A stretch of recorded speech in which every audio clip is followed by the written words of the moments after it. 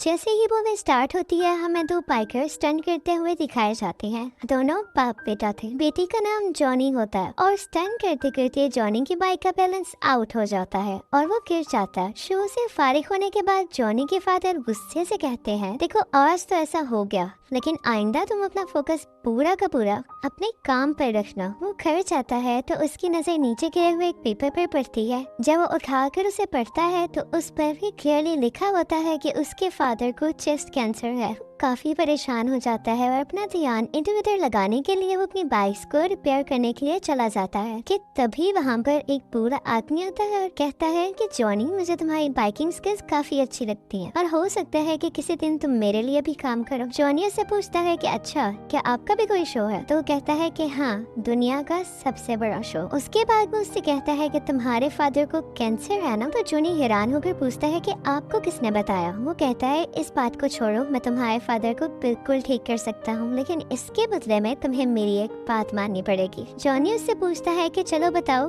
कितने पैसे लोगे तुम इस चीज के? तो वो बूढ़ा आदमी कहता है कि तुम्हारी सोल यानी तुम्हारी रूह। इस पर जॉनी काफी हंसने लगता है क्योंकि उसे इन बातों पर यकीन ही नहीं आ रहा होता। वो बूढ़ा आदमी उसे एक कॉन्ट्रैक्ट पेपर निकाल कर देता है और जैसे ही जॉनी उसे पढ़ने लगता है तो उसके हाथ में एक पिन चुप जाती है, जिसकी वजह से उसके हाथ से खून का एक कतरा आ जाता है और उस पेपर पर लग जाता है। वो आदमी उससे वो कॉन्ट्रैक्ट पेपर छीन लेता है और कहता है कि दिस इज एनफ।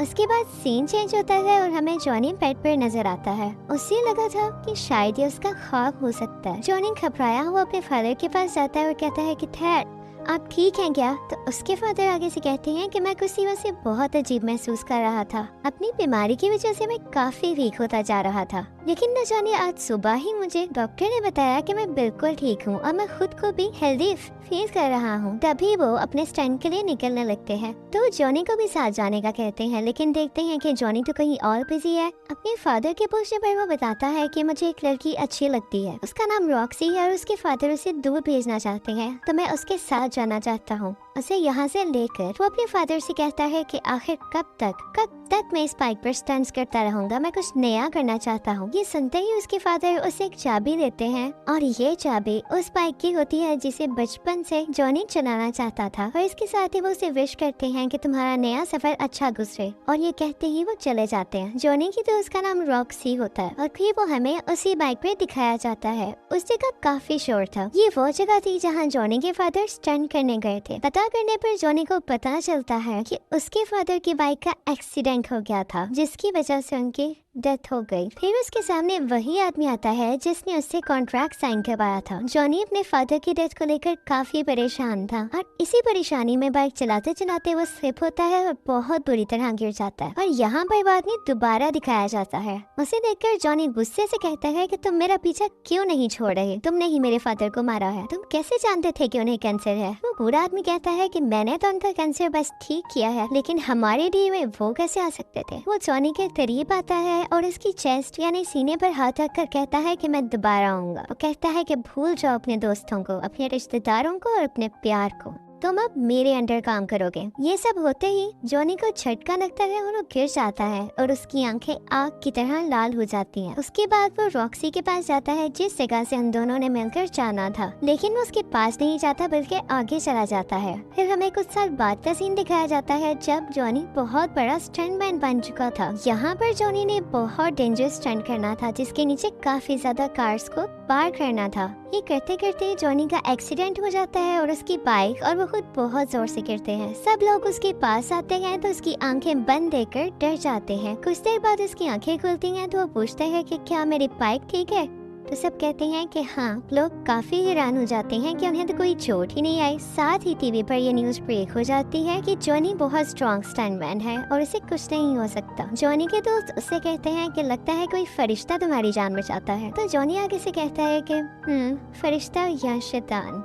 फिर हमें एक बार का सीन दिखाया जाता है जहाँ पर एक आदमी आता है और उसके आते ही सब कुछ फ्रीज होना शुरू हो जाता है। लोग उसे ब्लैक हार्ट के नाम से जानते थे। वो अंदर जाकर सबको मारने लगता है, लेकिन वहाँ पर 3 लोग ऐसे मौजूद थे जो कि इंसान नहीं थे। वो उससे पूछते हैं कि यार तुम यहाँ क्या लेने आए हो? वो कहता है कि मैं यहाँ सैंडविच का कॉन्ट्रैक्ट लेने आया हूँ। वो यहाँ करीब किसी ग्रेवयार्ड यानी कब्रिस्तान में छुपाया गया है और तुम लोग उसे ढूंढने में मेरी मदद करो। वो कहता है कि जैसे ही वो कॉन्ट्रैक्ट कॉन्ट्रैक्ट मुझे मिल गया, हम पूरी दुनिया पर राज करेंगे। उनमें से एक शख्स पूछता है कि तुम्हारे बाप का क्या होगा। तभी हमें उसका बाप दिखाया जाता है और ये वही बुरा आदमी था जिसने जॉनी से कॉन्ट्रैक्ट साइन करवाया था। वो बाहर अपने बाप के पास आता है और कहता है कि हर चीज की कस्टडी मुझे दे दे, अब ये मेरा टाइम है। उसका बाप कहता है कि हाँ तुम्हारा टाइम भी आएगा, लेकिन बच्चे ये मेरा टाइम है। ब्लैकहार्ट अपने बाप से कहता है कि आप जानते हैं आप यहाँ खड़े खड़े मेरा कुछ नहीं बिगाड़ सकते। उसका बाप कहता है कि मेरा राइडर तो मैं नहीं छोड़ने वाला। ब्लैकहार्ट उसे टॉन्ट करते हुए कहता है कि वो गोस्ट राइडर, मैं तुम दोनों को जिंदा दफना दूंगा। और ये सुनकर वो वहाँ से चले जाता है। ये पूरा आदमी एक शैतान था और गोस्ट राइडर इसके अंदर काम करता था। उसके बाद हमें जॉनी दिखाया जाता है जो कि अब तक की सबसे बड़ी जंप लगाने के लिए तैयार हो रहा था। वहाँ कुछ रिपोर्टर्स उसका इंटरव्यू लेने के लिए आते हैं, तो जॉनी बोलता है कि मैं किसी को इंटरव्यू नहीं देता। तो पीछे से एक लड़की की आवाज आती है कि क्या अपनी दोस्त को भी इंटरव्यू नहीं दोगे। असल में वो रॉक्सी थी। तो जॉनी उसके पास आता है और अपना इंटरव्यू स्टार्ट करते हैं वो लोग। जॉनी जब वहाँ स्टंट लगाने के लिए जाता है तो वहाँ गाड़ियों की जगह 6 बड़े हेलीकॉप्टर्स होते हैं और आज जॉनी ने इन हेलीकॉप्टर के ऊपर से जंप लगानी थी। अब टाइम आता है जंप लगाने का और दिखाया जाता है कि जॉनी ने बड़े आराम से जंप लगा ली। सब लोग बहुत हैरान हो गए हैं। इसके बाद वो रॉक्सी से मिलने जाता है जो कि उससे बहुत नाराज थी। वो इसलिए क्योंकि इन दोनों ने मिलकर कहीं दूर चले जाना था, लेकिन जॉनी उससे मिलने तक नहीं आया। लेकिन जॉनी उसे किसी तरह मना लेता है और रात 8 बजे वो लोग एक मीटिंग रखते हैं। जॉनी जब रेडी हो रहा होता है तो देखता है कि उसके हाथ काफी रेड हो गए थे और जब वो उस पर पानी डालता है तो देखता है कि उसके हाथों से धुआं उठने लगता है और उसके बाद उसको अपना नाम सुनाई देता है।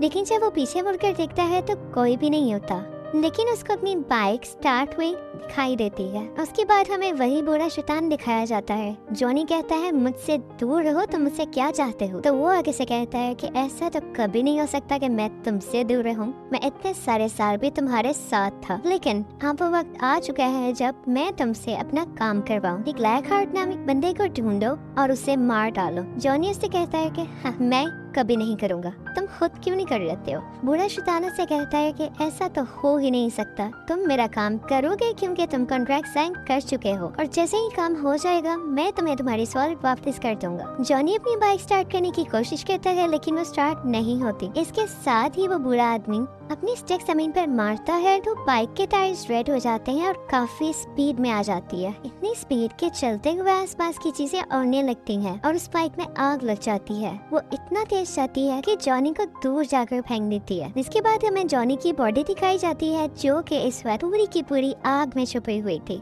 उसकी बॉडी पूरी आग बन चुकी थी। अब जॉनी घोस्ट राइडर बन चुका था। इसके साथ ही वो ब्लैकहार्ट के पास आता है और कहता है कि तुम रूल ब्रेकर हो, तुमने अच्छा नहीं किया रूल तोड़कर, तो तुम वापस जहन्नुम में चले जाओ। लेकिन ब्लैकहार्ट उसकी कोई बात सुनने की बजाय अपने 3 आदमियों से उस पर अटैक करवा देता है और वो उसे ट्रक के नीचे ले लेते हैं। वो समझते हैं कि शायद ये मर चुका है और वहाँ से चले जाते हैं, लेकिन घोस्ट राइडर अभी भी जिंदा था। लेकिन ट्रक ड्राइवर वहाँ पे ही मौजूद था। घोस्ट राइडर उसे जलाकर राख कर देता है। थोड़ा आगे जाकर वो एक औरत को देखता है जिससे एक डाकू उसका पर्स छीन रहा होता है। वो उस औरत को सेफली उसे छुड़वाता है और उसको पकड़कर कहता है कि तुमने आज तक जिन जिन लोगों को मारा और लूटा उन सब लोगों का दर्द मेरी आंखों में देखकर महसूस करो। उसके बाद उसको उन सब का पेन और दर्द फील होने लगता है जिसकी वजह से उसकी डेथ हो जाती है। इनफैक्ट घोस्ट राइडर के पास एक ऐसी पावर थी जिसकी वजह से वो उन लोगों को उनके गुनाहों की सजा दे सकता था। इसके बाद हमें ये रियलाइज होता है कि जहाँ जहाँ से घोस्ट राइडर की बाइक गुजरती है वो जगह आग से लाल हो जाती है। फिर हमें जॉनी अपनी असली हालत में वापस आता हुआ दिखाई देता है। जिस जगह वो बेहोश होता है वो एक कब्रिस्तान था,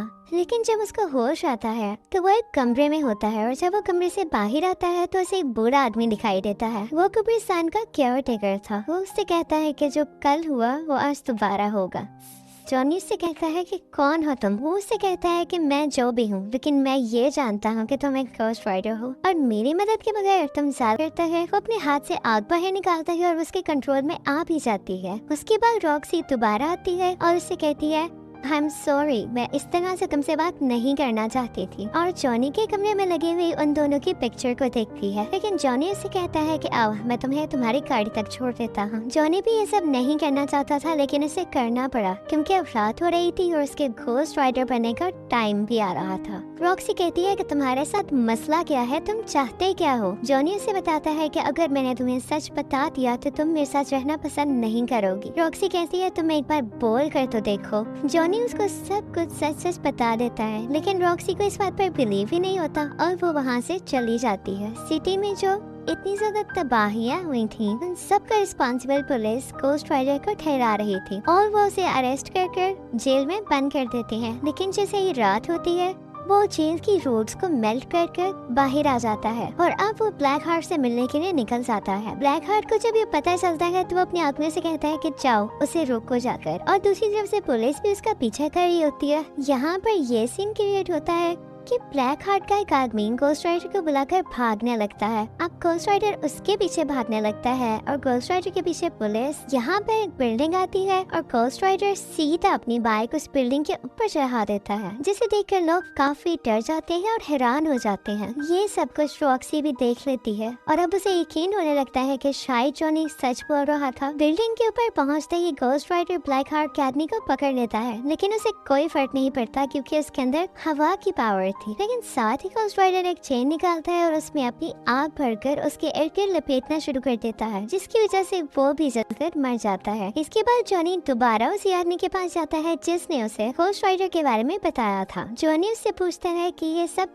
कैसे खत्म होगा, तो वो उसे बताता है कि ये सब ब्लैक हार्ट को मारते ही खत्म हो जाएगा। फिर वो आदमी उसे क्रेव में ले जाता है और उस कबर पर इसलिए लिखा होता है। वो आदमी बताता है कि ये भी एक गोस्ट राइडर था और सैनिगेंजा में जो सोल्स का कॉन्ट्रैक्ट हुआ था उसके मुताबिक इसे भेजा गया था सोल्स को लेने के लिए। लेकिन जब इसने देखा कि ये काम तो बहुत मुश्किल है, तो इसने ये कॉन्ट्रैक्ट ब्लैक हार्ट को नहीं दिया और लेकर वहाँ से भाग गया। ब्लैक हार्ट ये कॉन्ट्रैक्ट पाना चाहता है क्योंकि वो इससे बहुत ज्यादा पावरफुल हो जाएगा, लेकिन इस दौरान तुम अपने लोगों के करीब बिल्कुल मत जाना क्योंकि वो तुम्हारे अपने लोगों को यूज करेगा तुम्हारे अगेंस्ट करके। अब जॉनी रॉक्सी के पास जाता है, लेकिन वहाँ देखता है कि ये क्या, यहाँ तो ब्लैक हार्ट पहले से ही मौजूद था। ब्लैक हार्ट उसे गले से पकड़ लेता है। तभी जॉनी भी गोस्ट राइडर बन जाता है और उल्टा उसी के गले को पकड़ कर कहता है कि मेरी आंखों में देखो, जितने लोगों के साथ तुमने बुरा किया या मारा, उन सब का दर्द मेरी आंखों में महसूस करो। ब्लैक हार्ट उसे कहता है कि हाँ, तुम्हारी ये पावर मेरे ऊपर काम नहीं करेगी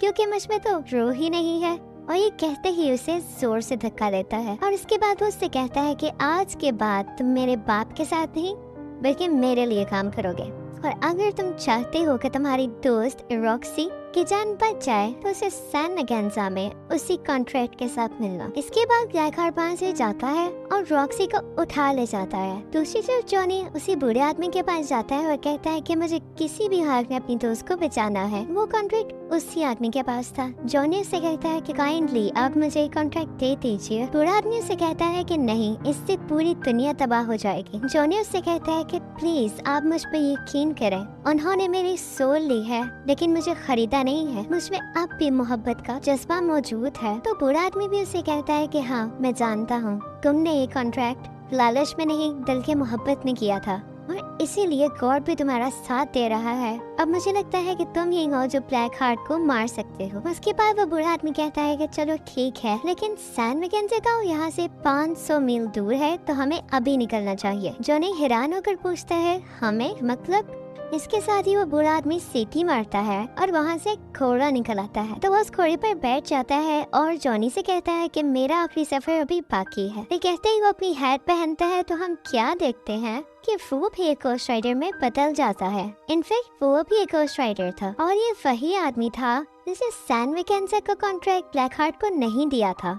उसके बाद ये दोनों अपनी अपनी सवारियों पर सैनिगेंजा गांव के लिए निकल जाते हैं। वहाँ पहुँचते ही वो आदमी कहता है कि बस मैं अब और आगे नहीं चल सकता क्योंकि मैं सिर्फ एक बार और गोस्ट राइडर बन सकता था और ये चांस मैंने आज के लिए बचा कर। दोनों अपनी अपनी सवारियों पर सैनिगेंजा गांव के लिए निकल जाते हैं। वहाँ पहुँचते ही वो आदमी कहता है कि बस मैं अब और आगे नहीं चल सकता क्योंकि मैं सिर्फ एक बार और गोस्ट राइडर बन सकता था और ये चांस मैंने आज के लिए बचा कर रखा था। ये कहते ही वो वहाँ से चला जाता है। अब जॉनी अंदर दाखिल होता है। ब्लैक हार्ट का एक ही आदमी जो कि अब बच गया था वो गोस्ट राइडर को पानी के अंदर करके उसे मारने की कोशिश करता है, लेकिन तभी जॉनी जॉनी घोस्ट राइडर में बदल जाता है और अर्था उसी को पानी के अंदर करके मार देता है। इसके बाद वो ब्लैक हार्ट के पास जाता है और उसे कहता है कि अब तुम रॉक्सी को छोड़ दो, लेकिन ब्लैक हार्ट रॉक्सी को दूर फेंक देता है। जॉनी के हाथ में वो कॉन्ट्रैक्ट होता है, वो ब्लैक हार्ट के आगे करता है लेकिन उसे पकड़ाता नहीं और साथ ही वो घोस्ट राइडर बन जाता है। उन दोनों में बहुत फाइट होती है। तभी हमें दिखाया जाता है कि सूरज निकल रहा है और ब्लैक हार्ट इस चीज का फायदा उठाकर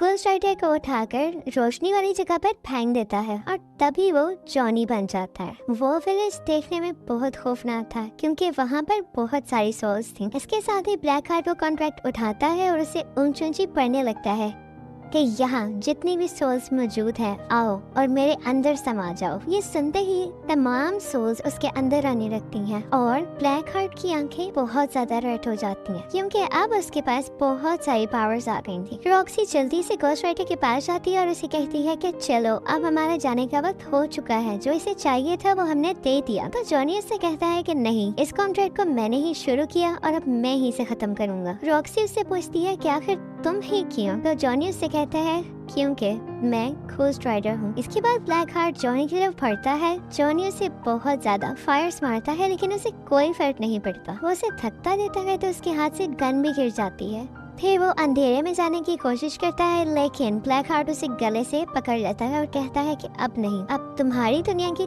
सब सोल्स मेरे अंडर है। तभी रॉक्सी वहाँ पर आती है और उसको शूट करने लगती है जिसकी वजह से वो डिस्ट्रैक्ट होता है और उसके हाथ से जॉनी गिर जाता है। रॉक्सी दोबारा से शूट करती है तो यहाँ पर ब्लैक हार्ट की गर्दन अलग हो जाती है, लेकिन जाहिर है कि उसके पास इतनी ज्यादा पावर्स थी कि वो अपनी दोबारा गर्दन वापस ला सकता था। और फिर रॉक्सी की गन में गोलियां भी खत्म हो जाती हैं। तो जॉनी फौरन से कहता है कि ये गन मुझे दो और अपना हाथ अंधेरे में ले जाकर फाइट करने लगता है क्योंकि उसका हाथ अब आग का बन चुका था।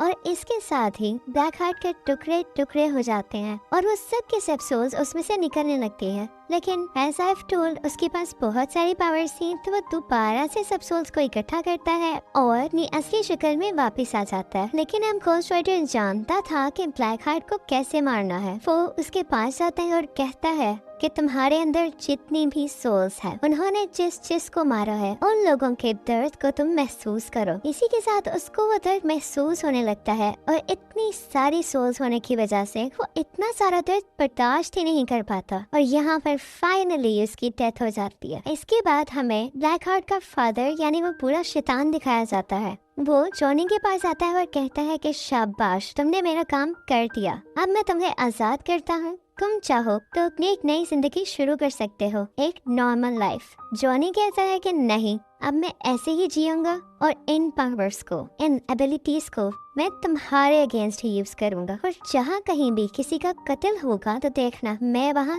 जरूर मौजूद होऊंगा और मैं तुम्हारे किए की सजा तुम्हें देकर रहूंगा। वो बूढ़ा आदमी कहता है कि मैं तुम्हें छोड़ूंगा नहीं। तो घोस्ट राइडर कहता है कि हम डरने वालों में से नहीं है। इसके बाद वो अपनी स्टिक जोर से जमीन पर मारता है और एक जोरदार चीख मारकर वहाँ से गायब हो जाता है और इसी के साथ मूवी का एंड हो जाता है। Thank you for watching.